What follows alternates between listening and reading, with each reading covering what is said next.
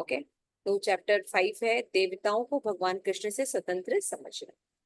तो इसमें हम देख रहे थे श्लोका नंबर, देखिए श्लोका में जब हम संस्कृत में बोलेंगे तो कैसे बोलेंगे कि देवी देवताओं के भगवान को समान समझना या उनसे स्वतंत्र सम्मान, दोनों अपराध है ना। तो श्लोका है इसका, शिवस्य श्री विष्णु इह गुणानामादि सकलम धिया भिन्नम पश्येत स खलु हरिनाम हितकरः। इस भौतिक जगत में विष्णु का नाम सर्व मंगलदायक है। विष्णु के नाम रूप गुण लीलाएं ये सभी दिव्य परम ज्ञान है। इतने जो कोई भगवान के नाम अथवा उनके दिव्य रूप तथा लीलाओं को भौतिक समझकर उनसे भगवान को पृथक करना चाहता है वो अपराध है।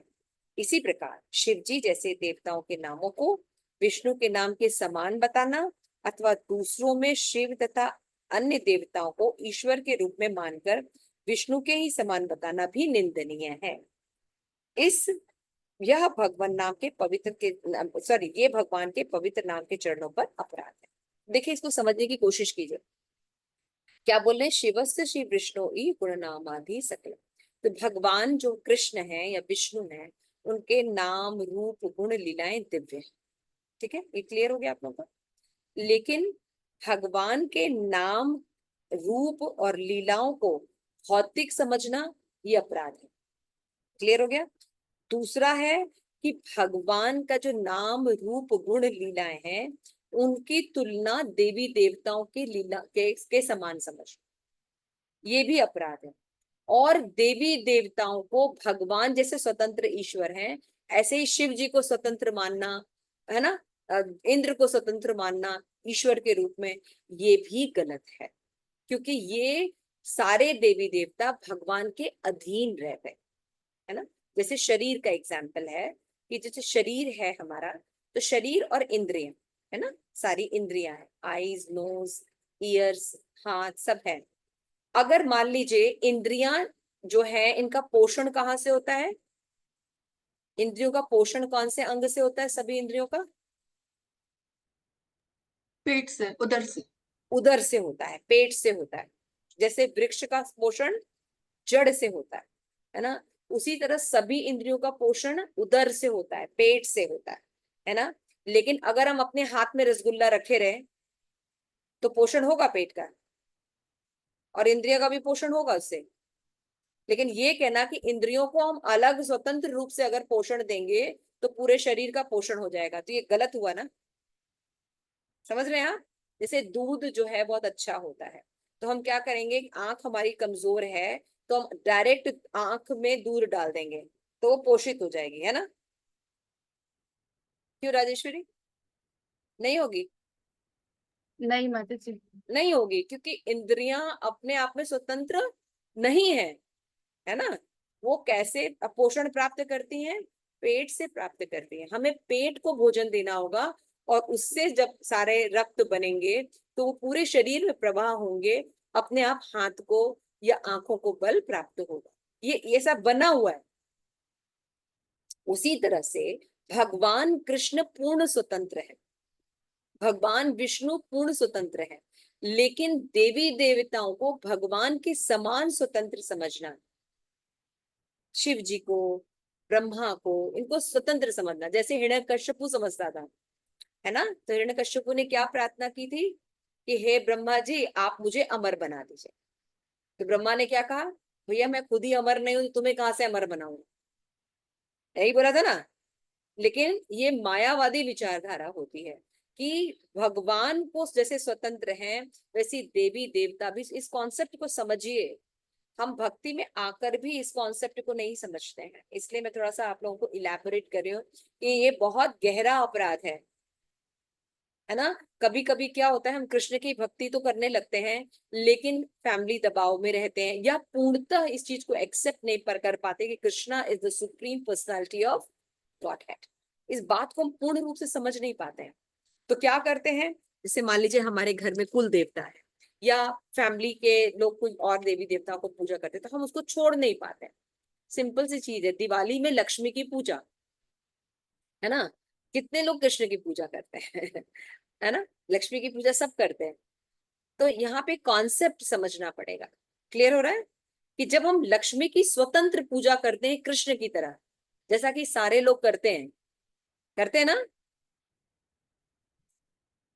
करते हैं ना, लक्ष्मी जी लाते हैं, गणेश लक्ष्मी बैठाते हैं, पूजा करते हैं ना। तो मतलब कैसे पूजा करते हैं? स्वतंत्र पूजा करते हैं, कृष्ण के अधीन नहीं करते। तो ये एक मायावादी विचार होता है, और ये अपराध होता है। ये पाप नहीं होता है, ये अपराध होता है, और इसका फल बहुत ही खराब है, कोई रिजल्ट नहीं।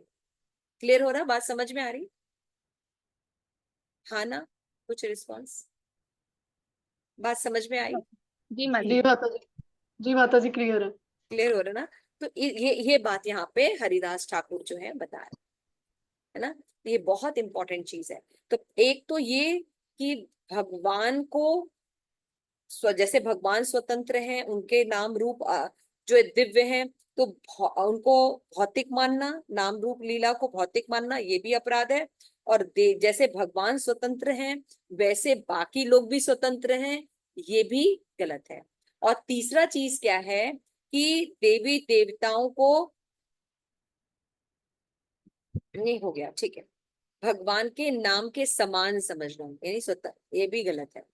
तो ये सब चीजें कंसिडर करनी चाहिए हमें। और मैंने थोड़ा सा एग्जाम्पल से भी आप लोगों को समझाने की कोशिश की कि देवता कभी भी भगवान नहीं बन सकते। जैसे हिरण्यकश्यपु मेंटेलिटी, ये मायावादी मेंटेलिटी है ना, कि शिव आदि देवताओं को, ब्रह्मा को क्या समझना कि ये भगवान से भी बड़े हैं, ये भी सब कुछ दे सकते हैं। नहीं, भगवान के भगवान कृष्ण है, विष्णु है ना, लेकिन वो देवताओं के अंडर में नहीं है, लेकिन देवता भगवान के अंडर में काम करते हैं।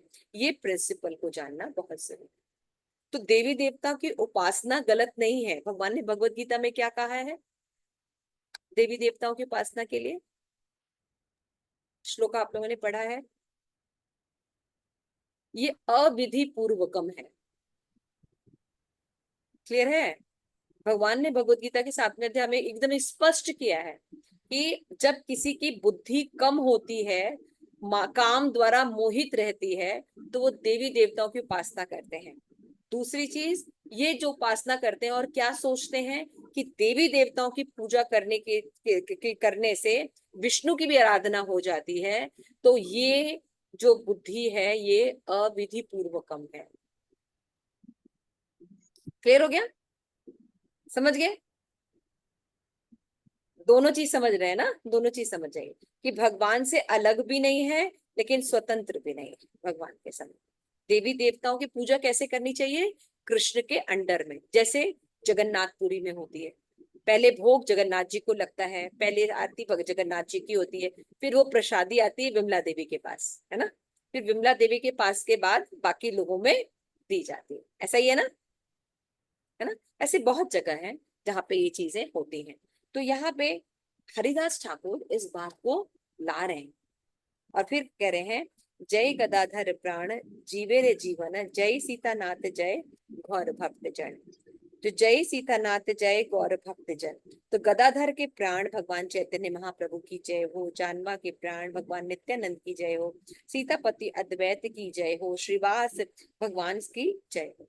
हरिदास बोले तब करी ही जोड़ात, द्वितीय अपराध है बेशुनी जगन्नाथ।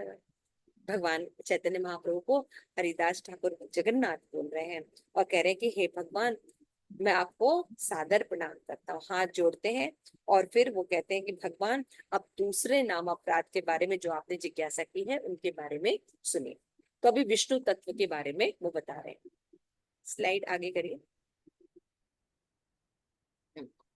तो विष्णु तत्व ये आप लोग जानते हैं, ये चैतन्य चरितामृत में भी काफी अच्छे से डिस्क्राइब किया गया, लेकिन थोड़ा सा हम समझ लेते हैं। तो यहाँ पे बता रहे हैं, परम अद्वय ज्ञान विष्णु परम तत्व चित स्वरूप जगदीश सदा शुद्ध सत्व गोलोक बिहारी कृष्ण के तवे सार चतुर्दिष्ट गुण अलंकारी अलंकृत रसाधार षष्ठी गुण नारायण स्वरूपे प्रकाश से षष्ठी गुण विष्णु सामान्य विलास पुरुष अवतारे अर स्वांश अवतारे से षष्ठी गुण स्पष्ट कार्य अनुसारे।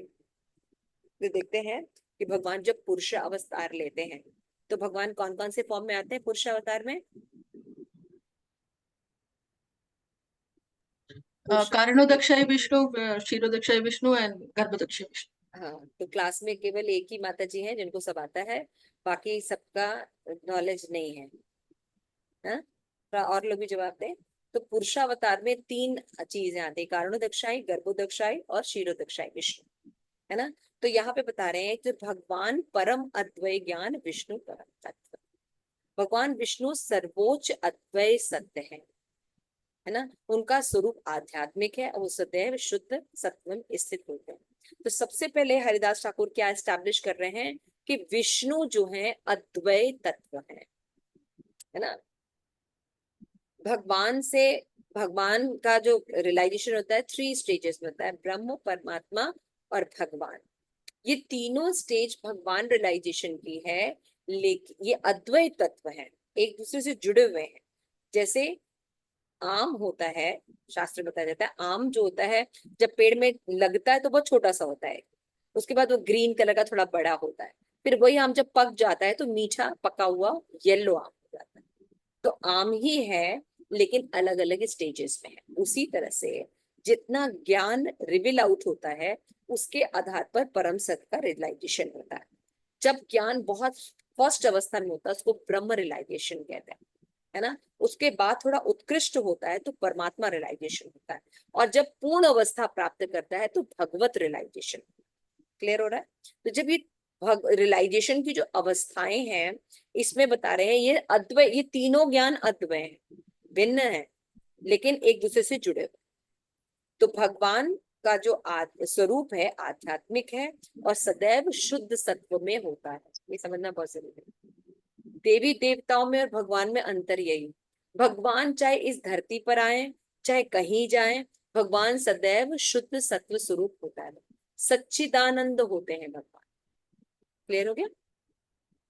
फिर यहाँ पे बताते हैं 4th में, गोलोक का बिहारी कृष्ण से तर, भगवान कृष्ण जो गोलोक में अपनी लीलाओं का आनंद लेते हैं, जो सभी सत्यों में सर्वश्रेष्ठ है यानी परम सत्य है, वे सभी रसों के आगार हैं, जिनमें कितने गुण पाए जाते हैं, 64 गुण पाए जाते हैं। क्लियर हो गया। तो यानी भगवान कौन है, कृष्णस्तु भगवान स्वयं, एते चांस कलापुंसम कृष्णस्तु भगवान स्वयं। तो यहाँ पे पहले क्या एस्टैब्लिश कर रहे हैं, कृष्ण भगवान है ना। कृष्ण के एक्सपेंशंस विष्णु है। कृष्ण में 64 क्वालिटीज पाई जाती है। वो क्या है, सभी गुणों के आगार हैं, और भगवान जो हैं वो सर्वश्रेष्ठ सत्य है। क्लियर हो गया ये बात क्लियर है सबको। ठीक है। उसके बाद बताते हैं कि जब भगवान अपना एक्सपेंशन करते हैं नारायण के रूप में, तो उनमें 60 गुण प्रकट होते हैं। कितने गुण प्रकट होते हैं नारायण में, 60 गुण होते हैं। Very good. और यह 60 गुण पुरुष अवतार स्वांश अवतारों में भी प्रकट होते हैं। ये 60 जो गुण होते हैं ये भगवान के अन्य स्वांशों में भी होते हैं, नारायण में भी होते हैं भगवान के, और एक्सपेंशंस में भी होते हैं। लेकिन ये जो 4 गुण होते हैं, है ना, आपने पढ़ा होगा भक्ति रसायन सिंधु में और चैतन्य चरितामृत में, कि लीला अवतार, भक्त अवतार, वेणु अवतार, और एक भक्त माधुरी, लीला माधुरी, वेणु माधुरी और प्रेम माधुरी। ये जो चार होते हैं ये केवल कृष्ण में पाए जाते है ना। ये पढ़ा है ना उसमें भक्ति रसायन सिंधु में, आपको याद होगा।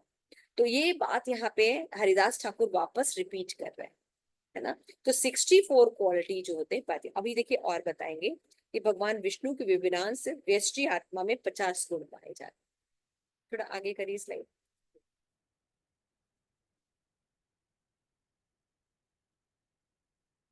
तो यहाँ पे बता रहे हैं कि भगवान विष्णु के जो विभिन्नांश हैं, कौन है विभिन्नांश,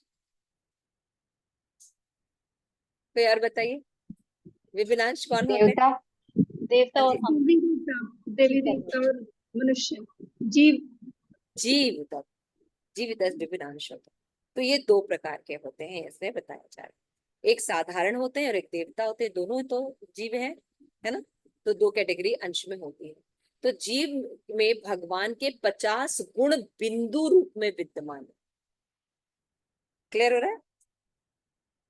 64 क्वालिटी कृष्णा में है, नारायण में 60 क्वालिटीज है, लेकिन भगवान के जो विभिन्न अंश हैं यानी जीव और देवता, उनमें भगवान के 50 गुण पाए जाते हैं, लेकिन बहुत थोड़ी मात्रा में पाए जाते हैं। और शिव आदि देवताओं में 50 गुण कुछ और अधिक मात्रा में पाए जाते हैं। क्लियर हो रहा है? जीव यानी मृत्यु लोक में और जगह जो जीव हैं, उनमें ये गुण अगर होते भी हैं तो बहुत थोड़ी मात्रा में। ठीक है? हाँ, प्रेम पद्मिनी माता। हाँ, हरे कृष्णा। तो मैं ये क्वेश्चन पूछना चाह रही थी कि जैसे आपने बताया कि थोड़ी मात्रा में, तो इसको कैसे समझेंगे? मतलब जैसे कि भगवान विष्णु तत्व में 60 गुण हैं, और जैसे जो भगवान जीव में और कृपा देवता। होती है ना, कृपा, कृपा होती है ना, कंपैशन। तो जीव में भी कंपैशन होता है ना, लेकिन जीव में कंपैशन 3 गुणों से मिश्रित हो जाता है ना।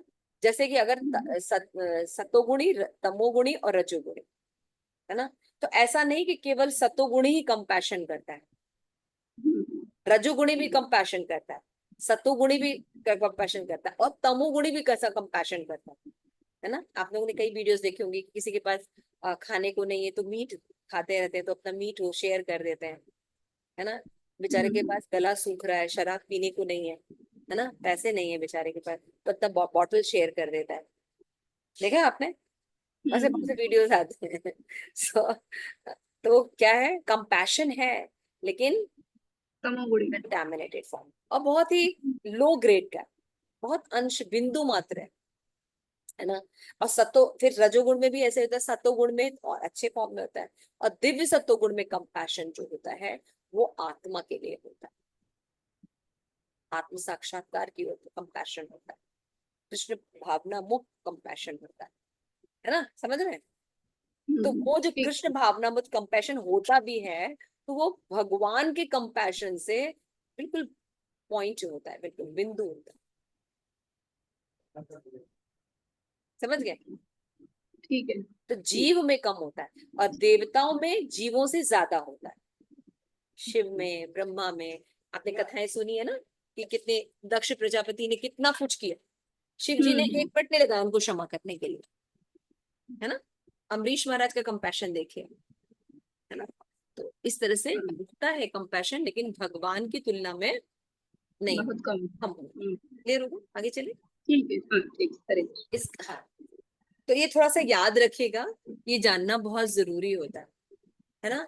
क्योंकि हम क्या करते हैं, कई बार ये गलतियां करते हैं, हम देवी देवताओं को या तो अनादर कर देते हैं, या देवी देवताओं को भगवान के समान स्वतंत्र मानते हैं, या भगवान के गुणों को भौतिक मानते हैं।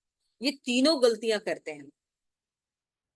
इसलिए इन नाम अपराधों को हरिदास ठाकुर जो बता रहे हैं, तो हरि नाम चिंतामणि में आप देखिए कि खुल के व्याख्या करते हैं, है ना। इसलिए इनको समझना बहुत जरूरी है। अभी देखिए आगे और इलेबोरेट करेंगे। 7वां, तो भगवान, ये जीव में 50% पाया जाता है, और जीव 2 प्रकार के होते हैं, एक जीव नॉर्मल जीव और दूसरे होते हैं देवदास।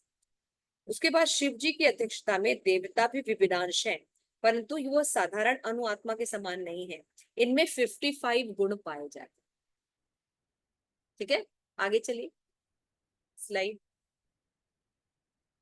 गिरीशादि देव ए गुण 50 अधिक परिमारे सुत सर्वदा संयुक्त, है ना।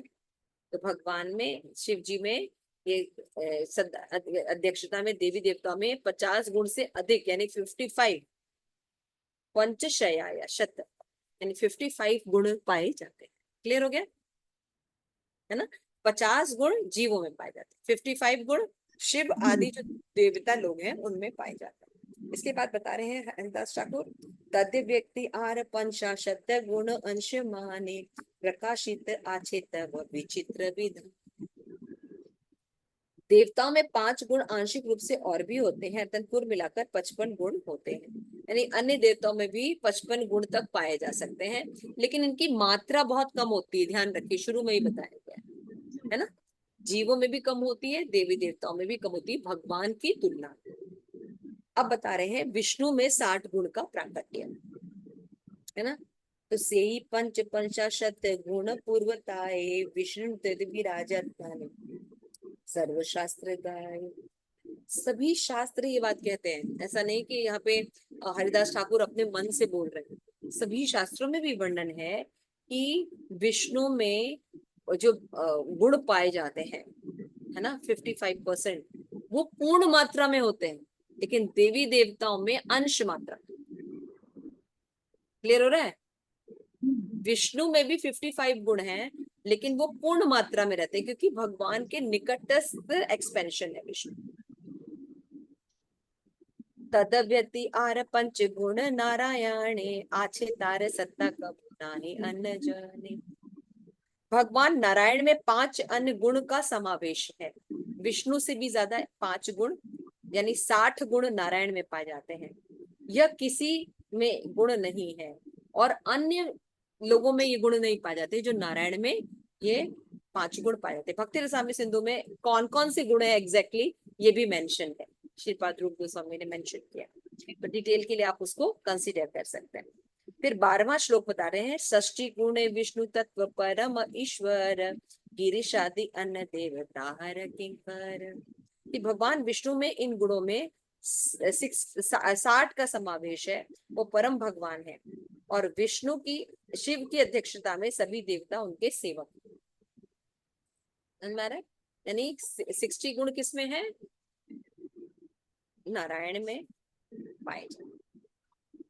अब इसके बाद एक बहुत ही इंपॉर्टेंट बात बता रहे हैं कि शिव आदि जो देवी देवता हैं उनके गुण स्वतंत्र नहीं है भगवान के अध्यक्षता में प्रतिनिधि के रूप। ये ध्यान रखिएगा। समझ में आ रहा है पद्मा माता जी? हाँ माता जी, क्लियर हो रहा है? मैं हाँ माता जी। समझा पा रही हूँ? पता नहीं, देखिए मेरा ज्ञान भी बहुत नहीं ज्यादा नहीं समझा है, पा।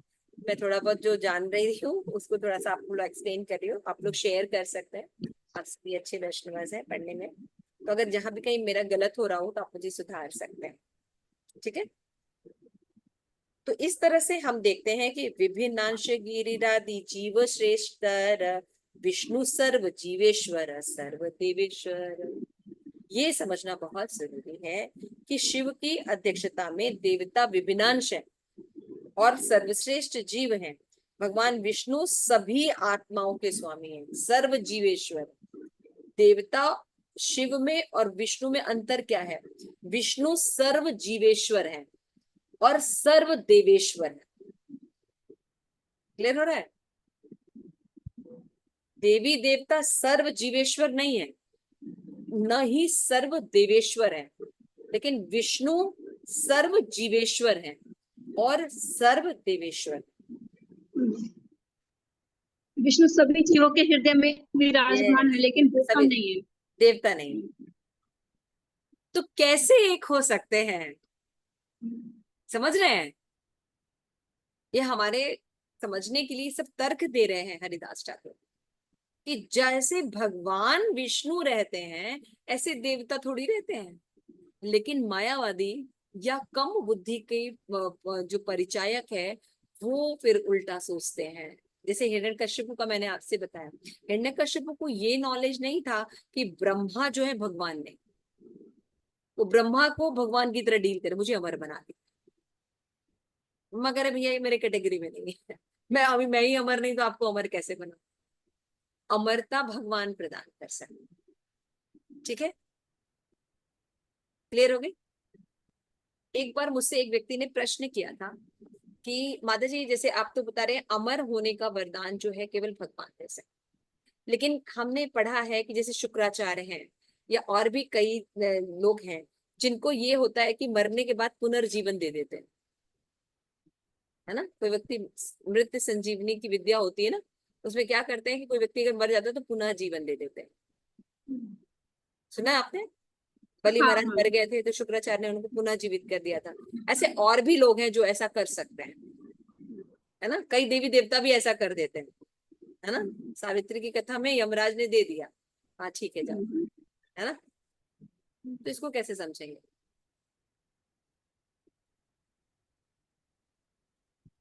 हरे कृष्ण माता जी, मैं ट्राई करूँ?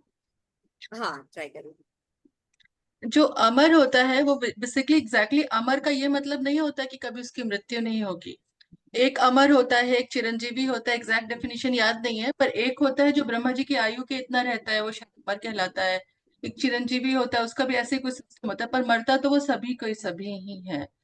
तो अगर उनको पुनर्जीवन दे दिया तो उसका जो है, मेरे हिसाब से कि जो है उसका अभी तो मतलब अमर तो कोई होता ही नहीं है, तो फिर कंडीशन ही गलत है। ओके, काफी अच्छा ट्राई था। यस प्रेम पद्मिनी माता जी। हरे कृष्णा। तो जैसे कि जो सत्यवान था उसको ठीक है पुनर्जीवन तो मिल गया, लेकिन ऐसा नहीं कि उसकी मृत्यु नहीं होगी, मतलब अपनी उम्र आने यस, तक तो मृत्यु होगी ही ना दैट इज द निश्चित रूप से। Point, that is the point. ठीक है, देवी देवता को एक स्वतंत्रता दी गई है ना, क्योंकि वो श्रेष्ठ है, तो उनको है कि चलो किसी को कर सकते हैं, कंसेशन दे सकते हैं, कुछ कर सकते हैं, लेकिन उनको हमेशा के लिए शाश्वतता प्रदान नहीं कर सकते। शाश्वत जीव तभी हो सकता है जब शाश्वत भगवान की शरण ग्रहण करता है, वैकुंठ में जाके ही अपने केवल शाश्वत। कॉन्स्टिट्यूशन पोजीशन पे वापस जाता है। ये हमेशा समझने की कोशिश कीजिए, ये तर्क हमेशा दिया जाता है। मैंने उनको यही कहा कि जीव वापस जी, भाई मान लो किसी को सिपाही सालार बनाया गया है, कुछ हेड बनाया गया है, तो कुछ तो छूट देनी भी पड़ेगी ना। तो चलो भाई कभी कभी है कि कंसेशन दे देते हैं, किसी को जीवित कर देते हैं, किसी को ये कर सकते हैं, लेकिन उसको अमरता प्रदान करने का मतलब ये नहीं कि उसको शाश्वतता वो दे देंगे। और ये बात भी सुकुमारी माता जी की बहुत सही है। शिल प्रभुपाद ने श्रीमद् भागवतम के परपोर्ट में लिखा है ये बात, कि अमरता का ये मतलब नहीं है कि जीव जो है कभी मरता नहीं है, उसको लंबी आयु प्राप्त हो जाती है ना। जैसे चिरंजीवी हो जाते हैं, या कई ब्रह्मा के आयु प्राप्त हो जाती है, लेकिन उनका भी वो होता है, और भौतिक जगत में कोई व्यक्ति अमर नहीं होता। ये पॉइंट लिखा है शिल्प का। लेकिन यहाँ पे समझने वाली बात है, शाश्वतता केवल भगवान प्रदान कर सकते। क्लियर हो गया? तो इसलिए भगवान की तुलना कैसे की जा सकती है देवी देवताओं से? नहीं की जा सकती। एक तरह से समझ जाइए, अगर आप देवी देवताओं को स्वतंत्र रूप से भोग लगाते हैं, उनकी स्वतंत्र पूजा करते हैं, तो आप उनका अपमान करते हैं, है ना। हम उनका अपमान भी करते हैं, क्योंकि वो उस चीजों को ग्रहण नहीं करते।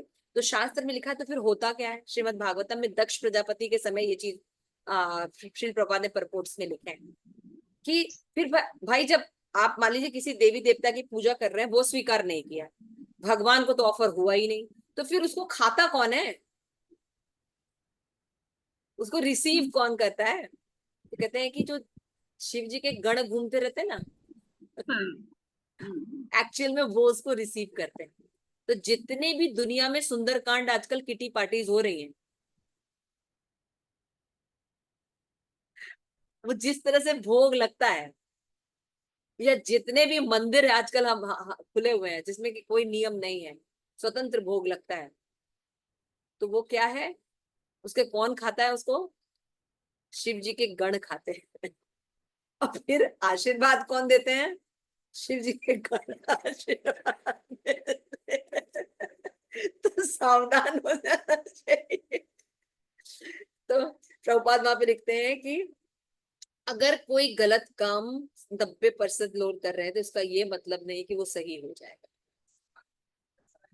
नियम नियम है। क्लियर हो रहा है? ये सब हमें सिद्धांत सिखाते हैं कि प्रतिनिधि जो है भगवान के, उनको प्रतिनिधि की तरह डील करना चाहिए। इसलिए वैष्णव जो होते हैं एक्चुअल में दुर्गा के भक्त होते हैं। वैष्णव जो होते हैं एक्चुअल में गणेश की पूजा कर सकते हैं, है ना, दुर्गा की, लक्ष्मी की एक्चुअल में पूजा कर सकते हैं। वो ज्यादा ऑथराइज्ड वे में, उनका सम्मान वे में पूजा करते हैं, जबकि उनके जो भक्त होते हैं वो उनको वो सम्मान नहीं दे पाते। इसलिए आप देखिए, दुर्गा की पूजा करके विग्रह छोड़ दिया, फेंक दिया, नाली में फेंक दिया, कितना देखिए ऑफेंस करते हैं, है ना। लेकिन कृष्ण भक्त ऐसा नहीं करते हैं।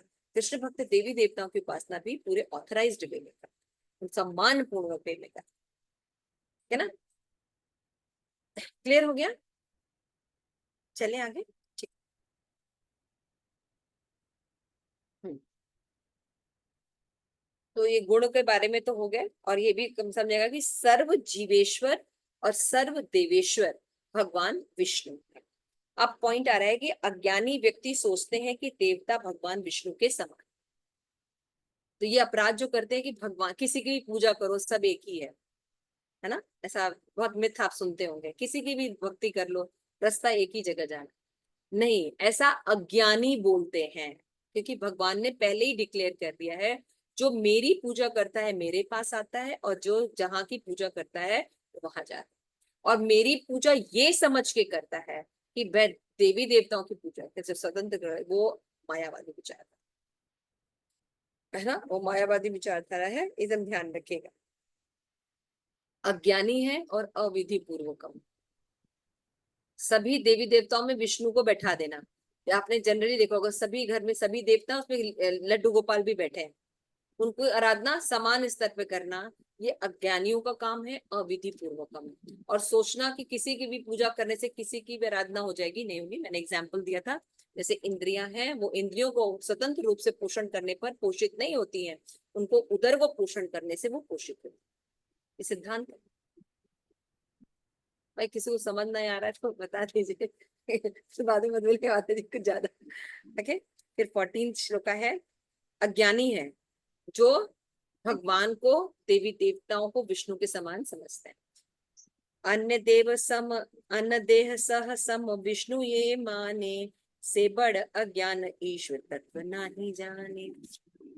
ये जड़ जगत विष्णु परम ईश्वर, गिरि गिरिशादि यत्र देवतार विधि कर, केह पले मायारा त्रिगुण त्रिवेश्वर, सर्वदा समान समान ब्रह्म तत्व अविशेष। यहाँ पे बता रहे हैं कि जो बड़े अज्ञानी होते हैं, जो देवताओं को भगवान विष्णु के समान समझते हैं, वो अज्ञानी होते हैं, इग्नोरेंस में होते हैं, है ना, वे परम भगवान के विषय में सत्य को नहीं समझते।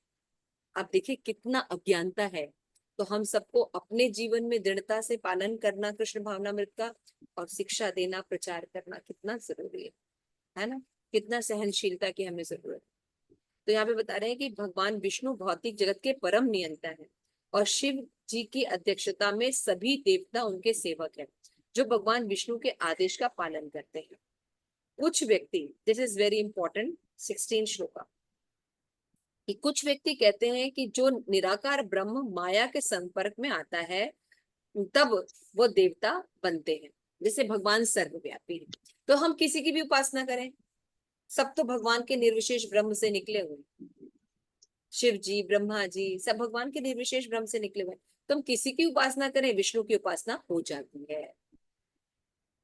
This is very important portion. मायावादी के ये विचार, शंकराचार्य का ये प्रचार पूरी दुनिया में आज भी व्याप्त है, हजारों साल पहले शंकराचार्य ने प्रचार किया। इसमें मैं एक एग्जांपल मुझे याद आ रहा है ईशोपनिषद का। तो उसमें ईशोपनिषद में शील प्रभुपाद जी ने बताया कि जैसे किसी व्यक्ति को दिल्ली जाना है तो वो दिल्ली की बस में बैठेगा, बम्बई जाना है तो बम्बई की में बैठेगा, कलकत्ता, ऐसे नहीं किसी भी बस में बैठ जाओ, जहां तुम्हें जाना है ना वहां पहुंच जाओगे, ऐसा नहीं होता। तो वही चीज है कि मायावादी करें कि किसी की भी पूजा कर लो एक ही जगह पहुंचोगे, तो आपको जिस बस में बैठोगे वहीं तो पहुंचोगे ना। तो जिस देवी देवता की पूजा तो करेंगे देखिए उसी यहाँ पे के लोग हरिदास, हाँ देखिए यहाँ पे हरिदास स्पेशली बोल रहे हैं, केह बले मायारा त्रिगुणे त्रिवेश्वर, सर्वदा समान ब्रह्म तत्व सविशेष। कैसे तत्व विशेष एक हो जाएगा, है ना। तो यहाँ पे बता रहे हैं जो अलग अलग दर्शन के लोग हैं अलग अलग निष्कर्ष को प्रेजेंट करते हैं, जबकि निष्कर्ष हरिदास ठाकुर ने क्या बताया कि विष्णु सर्वश्रेष्ठ हैं, सर्व जीवेश्वर हैं, सर्व देवेश्वर, ये स्टैब्लिश हो गया। लेकिन मायावादी ऐसा नहीं, शास्त्रे सिद्धांत तब पूज नारायण, ब्रह्म शिव सृष्टि लय कार्य कारण, वासुदेव छाड़ी जे अन्य देवा भजे, ईश्वर छाड़िया से संसारे ते मजे, केह बले विष्णु परम तत्व बटे जानी, सर्व विष्णुमय विश्व देव वाक्य मानी, एतेव सर्व विष्णु सर्वदेव विष्णु अधिष्ठान, सर्वदेवर्चने हरे विष्णु समान। तो क्या बता रहे हैं कि शास्त्र सिद्धांत में क्या बताया गया है, यहाँ पे देखिए लिखा हुआ है ना, कि शास्त्रों का निष्कर्ष है कि भगवान नारायण पूजा के परम विषय है, उनके आदेश का पालन करते हुए ब्रह्मा और शिव भौतिक सृष्टि का निर्माण और संहार करते हैं। ये नियम है, ये भागवतम में बताया गया। कृष्ण की अधीनता में रहकर बाकी सारे ऋषि ब्रह्मा है वो कार्य करते हैं, है ना। तो जो वासुदेव को छोड़कर अन्य देवताओं की पूजा करते हैं वो जन्म मृत्यु के चक्कर से कभी बाहर नहीं निकल सकते। पहला ये अंतर समझिए। अगर आप देवी देवताओं की उपासना कर रहे हैं तो जन्म मृत्यु के चक्र से आप नहीं निकल सकते। आप यहीं पर उपाधियां प्राप्त करते रहेंगे और चीजों को प्राप्त करते रहेंगे। लेकिन भगवान की भक्ति प्राप्त करने पर हम जन्म मृत्यु के चक्र से निकलकर अपनी शाश्वत ओरिजिनल सेवक की भूमिका जो है वो प्राप्त कर लेते हैं। क्लियर हो रहा है? तो दोनों की भक्ति करने से एक जैसा फल कहाँ प्राप्त होगा? समझ में आ रहा है? ये सब देखिए तर्क दे रहे हैं हरिदास ठाकुर, और कितना सिद्धांतिक तर्क दे रहे हैं। ये सब बातें बहुत इंपॉर्टेंट है बात करना, है ना। वासुदेव छाड़ी जे अन्य देव भजे, ईश्वर छाड़िया से संसार भजेते, है ना। तो इसलिए बोले कुछ लोग कहते हैं कि मैं अच्छी तरह जानता हूं कि विष्णु परम भगवान है, और मैं ये भी जानता हूं कि वेदों में कहा गया है कि भगवान विष्णु भौतिक जगत में सब जगह उपस्थित है। तो मायावादी बार बार एक ही बात कहते हैं कि भगवान विष्णु जो है सर्वव्यापक है, सब जगह है। इसलिए अगर हम किसी की उपासना करते हैं तो क्या हो जाएगा? भगवान की उपासना हो गई। क्यों? क्योंकि भगवान के निर्विशेष ब्रह्म से तो सब निकले हुए हैं। तो आप खंडन कैसे करेंगे इसका? आप सब वैष्णव हैं, बताइए कैसे खंडन करेंगे इस बात का?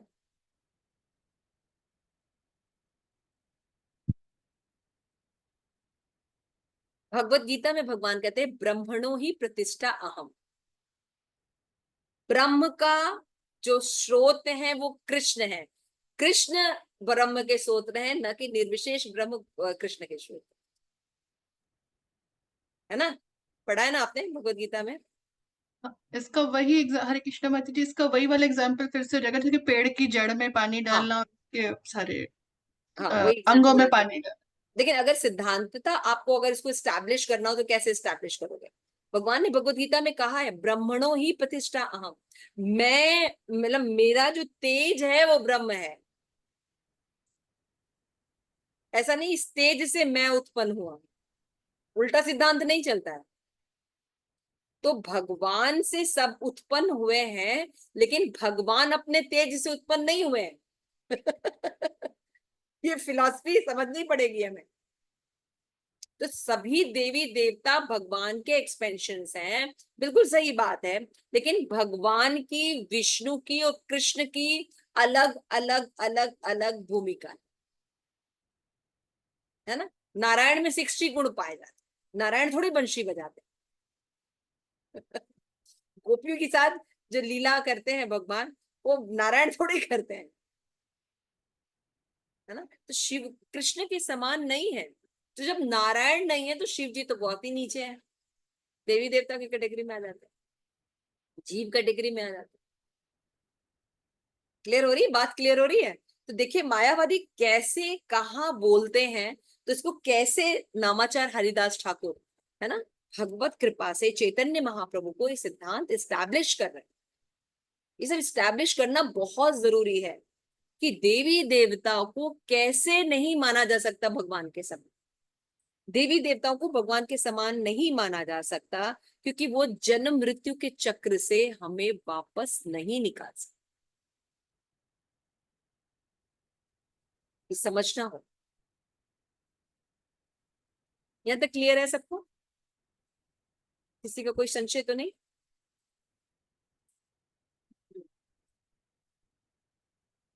यमुना क्लियर है? यस माता जी। वीडियो बंद है, मैंने सोचा कि ओके। इते सर्वदेव विष्णु अधिष्ठान, सर्वदेवर्चन है विष्णु समान। एई च निदेश वाक विधि नयन, अन्य देव पूजा निषेध एई होय। इस प्रकार के वक्तव्य निषेध है ना। तो एक होता है विधि और एक होता है निषेध, दोनों मैंने आप लोगों को बताया। तो मैंने आप लोग को विधि क्या बताई Yamuna?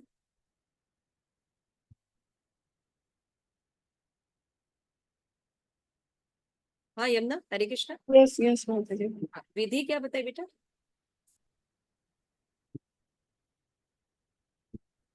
Thank you so much.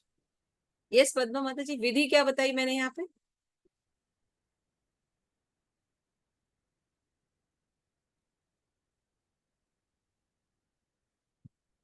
देखिए कितने अच्छे आप लोग लिसनर हैं, है ना। मैंने अभी दो चीजें बताई, एक विधि बताया और एक निषेध बताया कि ये सिद्धांत है, ये सिद्धांत नहीं, है ना। ये मायावादी है और ये नॉर्मल विशेष सिद्धांत। तो हम लोग ने विधि बताई, क्या बताया कि शास्त्रे सिद्धांत तय पूज्य नारायण, 17 श्लोका ये विधि है। ब्रह्म शिव सृष्टि लय कार्य रे कारण। भगवान कृष्ण जो है वो परम भगवान है, और शिव आदि जो देवता है वो उनके अधीनस्थ रहते हैं। ये क्या है? विधि है। और निषेध क्या बताया गया है? ये निषेध बताया गया है कि कहे बोले 19वां, कहे बोले विष्णु परम तट बैठे जानी, सर्व विष्णुमय शिव वेद वाक्य। किसी की भी आराधना कर लो, सब ब्रह्म ज्योति से निकले हुए हैं, और किसी की भी आराधना कर लो, भगवान की आराधना हो जाएगी। नहीं, इसको निषेध बताया गया है। समझ में आ रहा है? तो 21 श्लोका में यही हरिदास ठाकुर बोल रहे हैं, 21वें श्लोक में। एत निषेधर वाक्य विधि नये, अन्य देव पूजा र निषेध एहु। तो यह शास्त्र की शिक्षा है। क्या शिक्षा है? किसी भी देवी देवता की पूजा करने से विष्णु की आराधना नहीं हो जाती। क्लियर हो रहा है? थोड़ा ध्यान रखिए शब्दों का, है ना। क्लास में समझ में आ रहा है? पद्मा माता जी अभी समझ में आया? हाँ माता जी। और यमुना माता जी समझ में आया? मैं निषेध समझ में आया माता जी, विधि नहीं समझी। निषेध मतलब होता है you don't have to do it. जी मायावादी thoughts we don't have to do it, है ना। सिद्धांत जो है हमें पालन करना। जी निषेध क्या बताया गया है कि भगवान की ब्रह्म ज्योति से ही सब निकलते हैं, इसलिए अगर हम किसी की भी उपासना कर लें तो भगवान की उपासना हो गई। जी सही है? नहीं, भगवान कहते हैं मैं ब्रह्म ज्योति का आधार हूं। ब्रह्म ज्योति मेरा आधार नहीं है। जैसे इसको सूर्य से समझ सकते हैं ना, कि हाँ। जैसे जो सूर्य की किरणें हैं वो सूर्य पर आश्रित है, सूर्य किरणों पर आश्रित नहीं है। तो उसी प्रकार यस, भगवान जो है वो क्लियर हुआ ब्रह्म अभी? ज्योति पर आश्रित नहीं है, ब्रह्म ज्योति भगवान पर आश्रित है। तो वो ऐसे राजेश्वरी क्लियर हो रही है बात? जी माता जी। क्या क्लियर हो? माता जी जैसे अभी आपने बताया विधि और निषेध का बताया, तो विधि है वो हमें मतलब भगवान की ही पूजा करनी है। और उसके बाद में जैसे है कि जैसे अभी आपने वो जगन्नाथ जी वाला भी एग्जाम्पल बताया था। और निषेध ये है कि जो आपने 19 श्लोका का बताया था निषेध, कि सबको सबकी पूजा करने मतलब सबकी पूजा बराबर है ऐसा नहीं समझना चाहिए। यस, अभी समझ में आ रहा है? तो देखिए, इसको मैं आप लोगों को देखो किस लिए चेक कर रही हूँ, क्योंकि जब हमें सिद्धांत क्लियर नहीं है कैसे देवी देवताओं को भगवान के समान, हम तो देखिए डेली पढ़ते हैं ना, अपराध आप लोग डेली पढ़ते हैं कि नहीं, जी माता जी। है ना।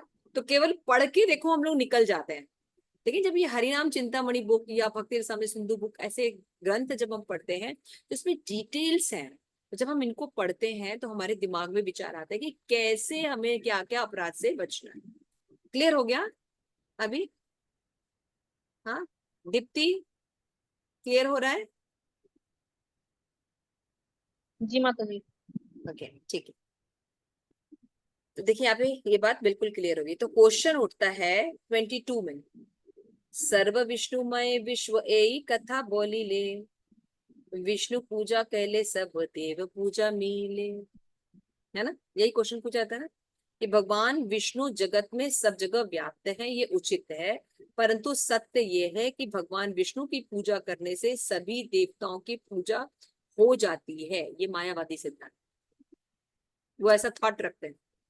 भगवान सर्वव्यापी हैं और इसलिए हम किसी की भी पूजा कर लें, क्योंकि सभी देवता में विष्णु होते हैं, तो हम चाहे शिव जी की आराधना कर लें, चाहे दुर्गा जी की आराधना कर लें, विष्णु की आराधना हो ही जाती है। ये तर्क देते हैं वो, है ना। 22 जो है ये बड़ा इंपॉर्टेंट क्वेश्चन, मायावादी तर्क है। तो क्या है आंसर? करे तरुमूल जल दिले शाखार उल्लास पल्लव ढालिया जल वृक्षेर विनाश। अगर कोई वृक्ष की जड़ में पानी डालता है तब पूरा वृक्ष हरा भरा होगा, परंतु यदि कोई जड़ में जल न देकर पत्तियों में देगा तो वृक्ष मर जाएगा। यानी भगवत गीता जैसे भगवान ने कहा है कि देवी देवताओं की पूजा करना, भगवान की पूजा करना अविधि पूर्वकम, है ना। देवी देवताओं के साथ भगवान की पूजा करना और ये सोचना कि भगवान की पूजा हो जाती है, ये त्रुटि पूर्वक है, अज्ञानी लोग हैं, अविधि पूर्वकम, इसको एक्सेप्ट नहीं किया गया है। देखिए हम आपको इसलिए ये सब सिद्धांत बता रहे हैं, आप जब प्रैक्टिकल लाइफ में देखेंगे ना तो बहुत मुश्किल है कि अपने आप को एस्टैब्लिश रखना और दूसरों को एक्सप्लेन कर पाना। Why? That is why, Yamna, I'm checking you. This is a very main things and you have to take the book and take the notes. है ना? ठीक है, अभी क्लियर हो? राजेश्वरी क्लियर हो रहा है? तो आप लोग वीडियो बंद करते हो और आप लोग मेन लोग होते हो।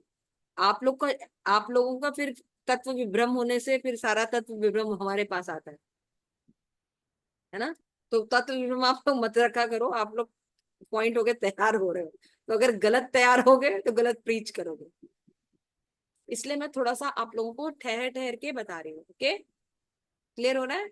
आप सभी यहाँ पे जो श्रेष्ठ की ग्रुप में आए हो सब लीडर्स हो, तो तत्व विभ्रम मत रखो, है ना। क्लियर हो रहा है? तो कैसे तत्व विभ्रम न रखो, सिद्धांत पता होना चाहिए। जब आपने ये श्लोकास पढ़े हुए हैं आप मेंशन कर सकते हैं इस बुक से, तो क्या होगा, हम आर्ग्यूमेंट्स में नहीं पढ़ते हैं, हम तथ्य रखते हैं, है ना। क्लियर हो गया? आगे चले। 24 में बोल रहे हैं, एतेव पूजी विष्णु अन्न देव तत जिये ताहे ते अन्न देव काले काये पूजिए ए विधि वेदेर समत चिर दीन दुष्पा के ए विधि छाड़े सर्व चीन। किसके किसके पास बुक नहीं है? ये हरि नाम चिंतामणि जो हम पढ़ रहे हैं, किसके पास नहीं है? प्लीज अपना हैंड रेज कर सकते हैं। राजेश्वरी कृपया मुझे बताइए किसी का। सबके पास ये बुक है, राइट? सबके पास है ना बुक? चंद्रावली माता जी है ना बुक आपके पास? माता जी के पास भी है, ठीक है। सखी स्वरूप आपके पास नहीं होगी ना ये बुक? है, ले लिया? अच्छा, वेरी नाइस। ठीक है, तो बुक से पढ़ने से जैसे कोई चीज छूट जाती है तो आप लोग बुक वापस पढ़ सकते हैं और कभी कोई दिक्कत हो तो पूछ सकते हैं। तो यहाँ पे बताया जा रहा है कि अगर कोई वृक्ष की जड़ में जब पानी डालेगा तभी वृक्ष हरा भरा होगा, परंतु यदि कोई पत्ते में पानी डालेगा तो वृक्ष पोषित नहीं होगा। उसी तरह से भगवान कृष्ण जो है वो जड़ है ना। कृष्ण जो है वो पूर्ण स्वतंत्र है, लेकिन बाकी देवी देवता भगवान के एक्सपेंशंस है, उनमें जो गुण भी पाए जाता है तो पूर्ण मात्रा में नहीं पाए जाते। उनकी जो भक्ति करने से जन्म मृत्यु के चक्र से नहीं निकला जा सकता, तो वो भगवान के समान रिजल्ट कैसे देंगे। और भगवत गीता का 2 श्लोक मैं बार बार मेंशन कर रही हूँ। भगवत गीता में भगवान ने कहा है कि जो देवी देवताओं के समान मेरी पूजा करता है, उनके संग मेरी पूजा करता है, या उनकी पूजा करके कहता है कि भगवान की पूजा हो गई, वो भगवान की पूजा अविधि पूर्वकम करता है, इसका रिजल्ट नहीं मिलेगा। उनको भगवान ने अल्पज्ञ कहा है और अज्ञानी कहा है। यहाँ पे हरदास ठाकुर ने उनको अज्ञानी, इग्नोरेंस में कहा, सही नॉलेज नहीं। इसलिए विधि और निषेध सही सही नॉलेज होना चाहिए। तो पुरातन काल में लोग, हरदास ठाकुर कह रहे हैं कि पहले लोग इस वेद की बातों को बहुत अच्छे से समझते थे, परंतु अभी क्या हो गए हैं, मूर्ख हो गए हैं वो, इसलिए इन सिद्धांतों की अवहेलना करते हैं, है ना। क्यों अदिति माता जी, संसार में भी ये देखने को मिल रहा है ना कि जी, देवी माता। देवता और भगवान की सब एक ही पूजा हो रही है ना? कितने प्रतिशत? 99% लोग कर रहे हैं, है ना? भेद नहीं पता है। तो इसका कारण क्या बता रहे हैं? कलयुग। हरदास ठाकुर कह रहे हैं कि ये निषेध और विधि को लोग नहीं समझते हैं। और मायावादी दोष जीव कली आगम बहुदेव पूजे विष्णु सामान दर्शन। कलयुग के आगमन के कारण ये जो मायावादी विचारधारा है, इसने क्या किया है, लोगों को देवताओं को भगवान के समान समझकर उनकी पूजा देवताओं की तरह ही करना शुरू कर दी। देख रहे हैं ना, सही बोल रहे हैं ना हरदास ठाकुर? आज सब लोग करते हैं। एक एक देव एक एक फल दाता, सर्व फल दाता विष्णु सकेल प्रदाता। एक और अंतर बता रहे हैं हरदास ठाकुर, देवी देवता ज्यादा से ज्यादा एक या दो फल आपको दे सकते हैं, एक एक फल देंगे, है ना? लेकिन भगवान कृष्ण या विष्णु सर्व फल दे सकते हैं। क्लियर हो रहा है ना? कामी जन यदि तत्व जानी बेपारे, विष्णु पूजी फल पाई छाड़े देवांतरे। यदि भौतिक इच्छाओं से ग्रसित व्यक्ति यह सत्य जाने जाएं, वो देवताओं से हटकर भगवान विष्णु की पूजा करेंगे तो जो वरदान वे चाहते हैं वो प्राप्त करेंगे। तो कामी जो लोग होते हैं वो क्या करते हैं, यह सत्य जान जाए अगर, तब वो देवी देवताओं से हटकर क्या करेंगे, अगर इस सच में इस विधि और निषेध के बारे में लोग जान जाएं तो किसकी पूजा करेंगे? प्रियदर्शनी। हाँ जी माता जी, हरे कृष्ण माता जी। जब उनको ज्ञान हो जाएगा कि तो क्या कृष्ण ही करेंगे? भगवान है, तो वो भगवान की, कृष्ण भगवान की ही पूजा करेंगे। यस, तो वो विष्णु की पूजा करेंगे जो, और जो भी वरदान वो चाहते हैं वो उनको प्राप्त होगा, क्योंकि भगवान विष्णु सर्व फल प्रदाता हैं। एक और नाम, अंतर समझ में आ रहा है ना? देखिए कितने अंतर दिए उन्होंने। जन्म ऋतु से चक्र से निकलने वाले, सर्व फल देने वाले, सर्व जीवेश्वर हैं, सर्व देवेश्वर हैं। तो ये सब अंतर है, तो कैसे रिजल्ट एक हो जाएगा? ठीक है, तो यहां तक आज हम पढ़ते हैं। नेक्स्ट हम देखेंगे कि अगर कोई व्यक्ति गृहस्थ है तो वो कौन सा दर्शन लेके भगवान की भक्ति करे। तो यहाँ पे क्लियर हो गया कि शिव ब्रह्मा आदि देवी देवताओं को भगवान विष्णु के समान स्वतंत्र समझना, या भगवान के गुण नाम लीला को भौतिक समझना, या देवताओं को भगवान के समान स्वतंत्र समझना, ये अपराध है। ठीक है, थैंक यू सो मच। शिल प्रभुपाद की जय। आप सभी को और भक्तवृंद की जय।